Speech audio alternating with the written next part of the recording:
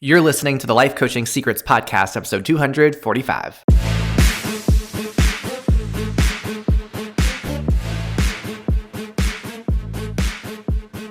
Did you know that life coaches are needed now more than ever? I'm Frank Macri, founder of Thriving Coach Academy. I've trained over 1,000 coaches and helped them launch their own successful coaching businesses. If you want to make an incredible income and impact as a coach and have a lot of fun doing it, I'll show you exactly how to get it done. This is Life Coaching Secrets.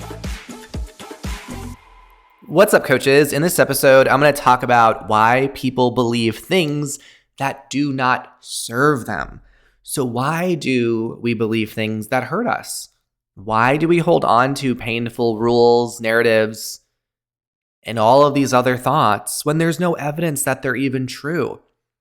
Well, in this episode, I'm going to dive into some of the unconscious reasons that people cling to beliefs that cause suffering. There are actually some hidden psychological payoffs of staying stuck in stories that don't serve you, and I'm going to go over them. So I want to start out by giving a little personal story here. So for a long time growing up, well before I got into coaching, I had this recurring looping thought in my brain, and it was this thought that I don't matter. It just would always show up, just the thought, I don't matter. Another one of the thoughts I often had was that people don't care. So it was, I don't matter and people don't care. I don't matter, people don't care. And I felt like if I ever were to draw attention to myself, that it could bring on judgment, criticism, or rejection. So my system adapted by staying quiet and reserved and self-contained. That was my form of protecting myself. There were things about me that I learned to hide at a pretty young age, not because they were necessarily wrong. It just was because I thought if I was fully visible, that it wouldn't be safe. For example, being gay was part of that for me, but it wasn't the only factor. I didn't feel like I had much of a voice overall in my family. I didn't feel like I didn't have much of a voice in jobs that I had. So over time, I just internalized this idea like it was better to stay in the background and blend in than take up space. And this is how I navigated my environment because it kept things very predictable and safe for me. So my mind learned this quiet rule, which was my voice doesn't matter. I don't matter. People don't care. And here's what's important to understand. And this is true for so many people. The mind doesn't automatically just update some old belief or rule that you have. All of those same strategies that once helped you survive can actually quietly follow you into adulthood. So fast forward several years, and I went to start my own coaching business, but I noticed these thoughts just kept coming back. I don't matter and people don't care. Whenever I wanted to put myself out there as a coach and make offers and network and market myself, I thought, why would you do that? You don't matter and people don't care. So it was at this point when I realized, okay, something needs to give here. And I looked inward and thought, well, why am I having these rules and why are they following me throughout my life? Where are they even coming from? Because they didn't feel necessarily true for me. They just were familiar. And in the academy, I describe this as having an expired rule. Like sometimes we have these rules about ourselves that they just no longer serve the purpose that they once served. So I call them an expired rule. They once made sense, but they no longer match your current reality. So when I realized that, it was a big turning point for me. And it helped me stop having this judgment for myself for having these so-called negative thoughts. And you might notice yourself having certain negative thoughts, and maybe you or your clients have judgments on yourselves. Like, why am I thinking this? I know that this doesn't serve me. And I want you to know, if you have thoughts that you cling to that are negative, it doesn't mean that you're broken, doesn't mean that there's something wrong with you. You're just being loyal to a strategy that once made sense to you. And the moment you see that, you'll no longer be trapped by that story. You'll be able to stand next to it. And that's really where your choice begins. So I want you to identify and reflect on this for a moment. What is a belief you have about yourself that's followed you for years, even though maybe your life has changed?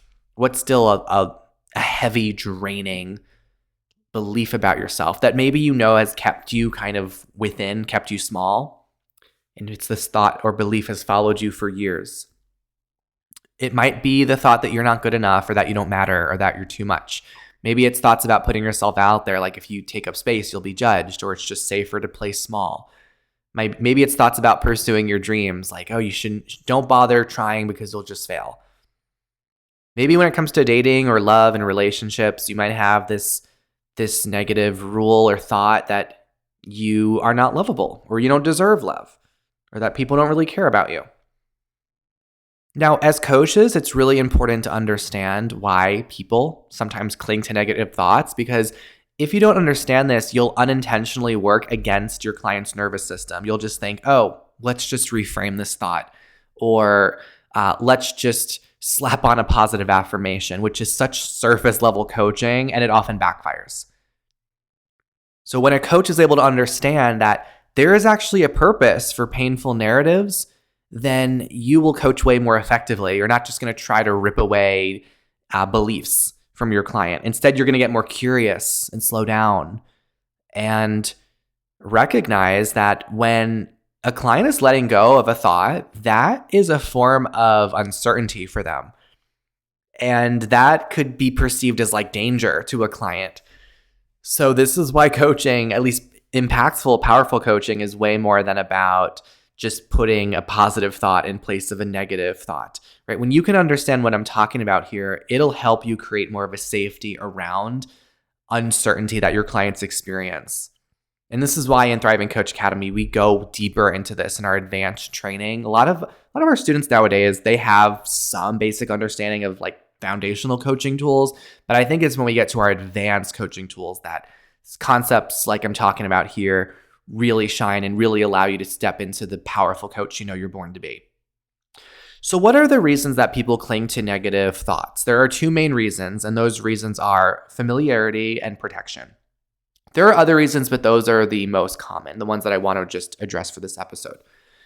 So when something is familiar, the brain prefers it. There's that primitive part of our brain that likes when things are predictable. Even if it's not the thing that's going to make you happy or fulfilled, the primitive part of your brain goes, well, at least I already know this thought. At least I already know this feeling.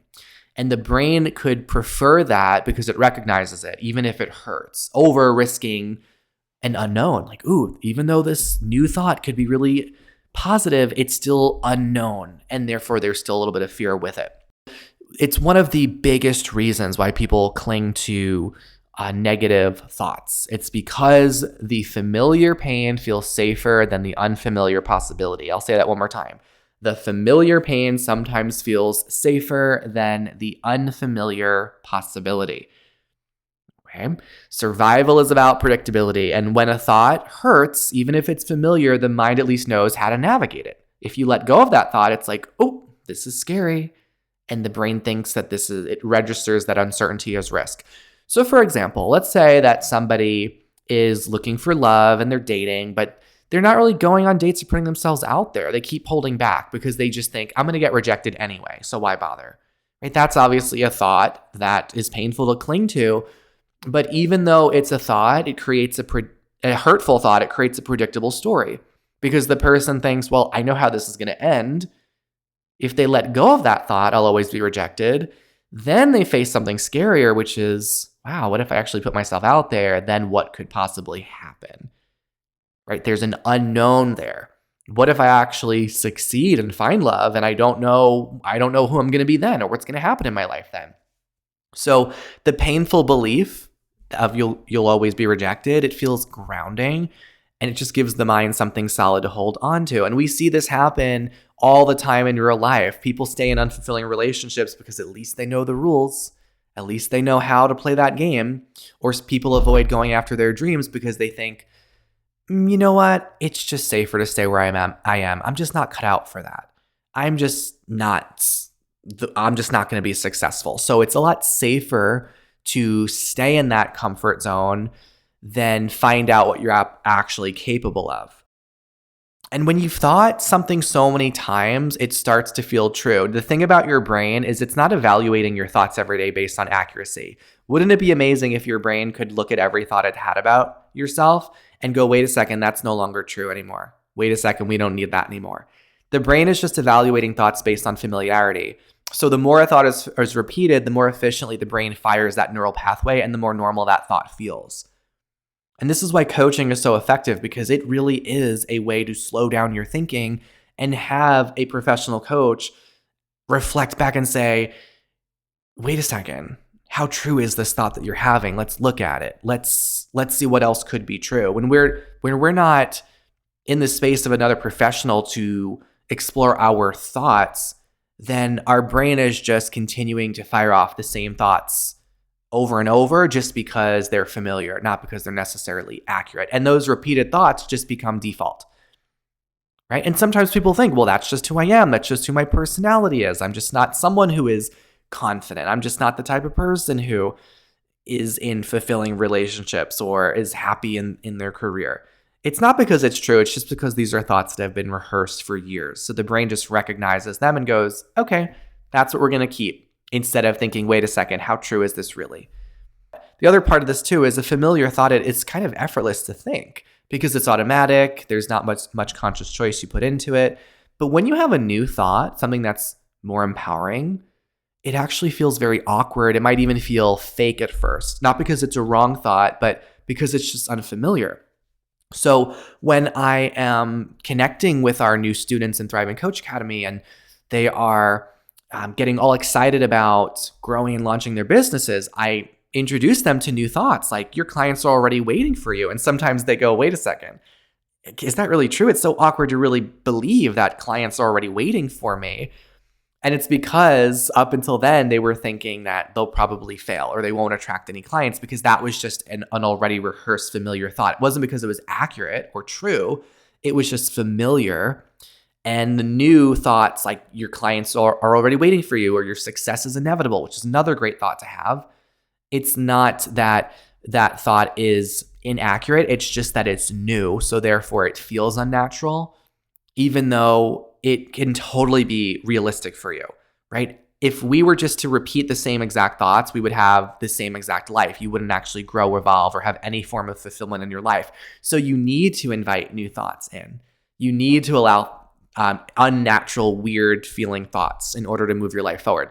Okay, so the other main reason that we have these negative thoughts is because they serve a form of protection. And this is really big. We cling to thoughts because they may have protected you at some point from some kind of perceived danger, right? They may have helped you cope, adapt, and even survive. So it's not a problem if some negative thoughts come up and they exist. The problem is if you still let it continue to run the show after it's needed. So for example, someone might have a thought, just don't trust people, right? Don't trust people because maybe you experienced some form of betrayal in some other chapter of your life. Or maybe you think it's better to just stay quiet because maybe if you spoke up in the past, you experienced some criticism or rejection and it was hard for you at the time. So you thought, well, it's better to stay quiet as a way to protect yourself from any other judgment. And this one's also big. You may have the thought, just don't get your hopes up. Don't dream big because maybe you have been disappointed in the past. So you want to soften other disappointment in the future by thinking it's just better to not get your hopes up at all. These were all strategies. These were all ways for your nervous system to keep you from experiencing something different or something painful. So it can feel reckless when you think about letting go of a thought that protected you in some way, right? Like I had that thought, people don't care, because that protected me from sharing my voice and putting myself out there and experiencing possible rejection or criticism. So it's easier just to hide behind that protecting thought of people don't care, right? Because that just feels like a safe little bubble to hide in. But if you want to grow and really live a life that's worth living, a fulfilling life, then we need to honor what these thoughts were for us and how they served you. Like, I'm so glad that I had that thought to cushion me and protect me at that time because maybe I needed it. But I'm still going to show up anyway. And I'm still going to put my voice out there, knowing that I'll be okay. Right? Your mind might think, but these thoughts kept you so safe. Don't drop these thoughts. Keep them. all of these thoughts are very well-intentioned thoughts. I think it's nice to also remind yourself of that if you beat yourself up. Think, wow, that's interesting. I'm having that thought that I should just not get my hopes up or that people don't care, that I shouldn't trust people. I'm sure that thought is well-intentioned, but it's no longer necessary. Now, I want to be clear too as coaches, you don't have to trace every negative thought back to childhood or unpack where it came from in order to create change with your clients. Understanding why people cling to certain thoughts is for your awareness as a coach. It's not always for the client's analysis. So when we know that many limiting thoughts persist just because they were familiar once or serve some kind of protective purpose, then you stop trying to excavate the past and you can just start working on the present. Coaching is not about diagnosing the origin of every thought. It's about helping clients notice their thoughts and loosen their identification with those thoughts so they can choose something differently. Now, one of the common limiting thoughts that I've also seen newer coaches have is thinking, who am I to really coach others? I don't have anything to offer, right? You might hide behind that thought and question, really, who are you to coach others? And you might think you need an extraordinary life. You might think, but my life needs some fixing up. I still have my own problems to work out before I can be successful. And I'm going to tell you right now, this is just a protective thought. This is not really rooted in any truth, because the truth is you can be a work in progress and still make a huge impact on people's lives. You can be a work in progress and still make lots and lots of money as a coach. When you think about it, nobody's figured everything out, right? No professional is expected to have their entire life together in order to be successful. Just like your doctor doesn't need to be in perfect health for them to be a credible doctor. A therapist doesn't need to have a perfect emotional state, no trauma, no unresolved trauma in order for them to be a great therapist to others, right? So you can be a work in progress and your life doesn't have to be together, because nobody's life is totally together, and you can still be very impactful.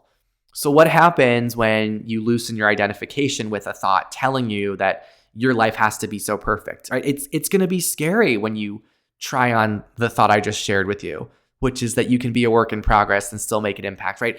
It's a little bit scary to start trying that on, but it's also amazing what becomes possible. So let it feel scary. Just because it is feeling scary at first doesn't mean that it isn't a thought that you can try on and live by. Okay, so I'm going to give you some other questions that you can use with yourself and clients whenever you notice a negative thought comes up. Now, we have an extensive process we teach our coaches. The rulebook coaching method is our signature tool. It's the most efficient, most powerful way to create breakthroughs with your clients, to address these negative thoughts that people cling to and create space for more empowering thoughts. So I'm not going to go too deeply into it here. That's what we teach our students about and give them feedback on when they use it in sessions. But I am going to introduce you to some questions that could be helpful to help loosening attachment to negative thoughts. Okay, one question is, how has this thought protected me in the past? So what did this thought protect you from? What might it be trying to protect you from right now? Another great question is, who would you be without this thought, even for a moment? Who would you be without this thought or story? Another question is this thought helping you move forward, or is it helping keep you safe? Is this thought helping you move forward, or is it helping to keep you safe? And finally, what would you do differently if this old belief weren't in charge anymore? What's an action you would do if this belief weren't in charge anymore? Now, these questions, they're not meant to eliminate that old thought. I want you to really notice that. It's not meant to eliminate the thought. These questions are just meant to restore agency. And that's what really powerful coaching is about, restoring agency in your client's life. So if there is one thing I hope you take from this episode, it's that you're not clinging to painful thoughts because you're broken or weak. You're doing it because your mind is wired for familiarity, protection, and control. At least part of your mind is, right? Any negative thought sticks, not because it's true. It's just because it was familiar. It once helped you feel safe. And when you see that, those thoughts lose their authority. They no longer become facts. They just become patterns. And we all have those patterns. You don't have to get rid of these negative thoughts to move forward. You don't need to argue with them. You don't need to think positively all the time. Real change is going to happen when you just stop letting the familiar pain make the decisions for you, right? When you learn to notice a thought, just understand what it's protecting or trying to protect you from, and choose whether or not you want to keep living by it, that is where your freedom starts. So the next time a painful narrative shows up, don't ask what's wrong with me. Don't ask yourself that question. Nothing's wrong with you. You're human. Instead, ask yourself, why does my mind want me to believe this right now? And do I still actually need it? Right? Let that awareness create space. Let that space create choice, because those choices are where your real transformation begins. Okay, that's what I got in this episode on why we cling to negative thoughts. I hope you've enjoyed it. If you're benefiting from this podcast, then please leave a 5-star review and share this episode with someone who you think would enjoy it. Before I go, I'm going to leave you with an interview that I had with one of our coaches that went through Thriving Coach Academy, so you can hear about their experience and also some of their tips for how you can become successful as a coach. Enjoy their story, and I will see you in the next episode. My name is Grant Holford. I am the Western Regional Sales Manager for a Swedish tooling organization. I got into a leadership position about 10 years ago and was introduced to coaching through, HR and kind of was assigned a coach that helped me with my employees. From that, it sparked an interest in me of coaching and helping blocks with my employees for higher performance. That set me down the road to where I found Thriving Coach Academy. I had a couple of concerns. One was a time commitment because of my full-time work. It's one of those things where you just need to jump in and go. If you want something bad enough, if you're passionate about it and this is your calling, I really kind of just said, okay, if this is my calling, I need to do it. And it doesn't matter how much time I'm going to do it. I tend to do a lot of research when I'm making big decisions in my life. So I spent quite a bit of time looking at different organizations. I started by going through the ICF and looking at accredited organizations. I went through each one and kind of laid out, okay, here's the strengths and weaknesses, and this is what I was looking for. What I found with Thriving was it was a well-rounded program that wasn't just segmented into one thing. It had a really robust program, and it seemed to me to be the one organization that had the most to offer. Before I joined Thriving, I've been coaching for several years, or at least I thought I was coaching. What I was doing really was mentoring. So when I got into the academy and I started to learn all the techniques and the specialties, it completely changed my world and how I interact with my employees, also with my coworkers, family, everyone. So to be honest, my mind was blown when I really learned the power of coaching and what it could mean to my life. It's significant. With Thriving, this is not a passive program where you can sit back and observe. You're invited to get engaged, get involved, and participate in the process of learning with others. The staff at Thriving Coach Academy is far none the best training organization that I've been through, and has been very caring, engaged. They honestly want the best for you, and by doing that, they're going to challenge you. And it's fun. It's certainly a very introspective kind of process where you're going to learn a lot about yourself. I can't thank enough of the staff at Thriving for what they've given me in this gift. So as a sales leader, I've had an interest in coaching, and going through this program, I'm finding that my team is much more engaged and their performance is much more elevated. This is something that not only is working in my organization, but is something that my company wants to do throughout. I've also found that coaching for me is giving me a path moving forward where I can grow as an individual.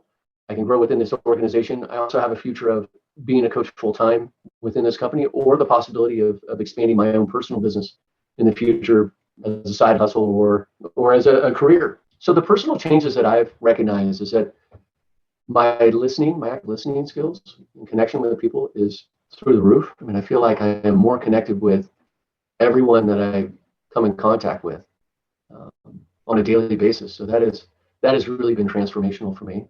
The patience I have with others and the questions that I'm asking seem to be more meaningful, and that generates more connections and just better relations with everyone. I've seen it in my work life with my employees and people that I work with in my organization. I've felt that on a personal level with my wife, and our life together is we've never been more connected, to even my family and friends. You cannot not afford to do it. It's something that will be certainly meaningful to you in your life, give you a career that will be fulfilling, and not just a career, but a calling.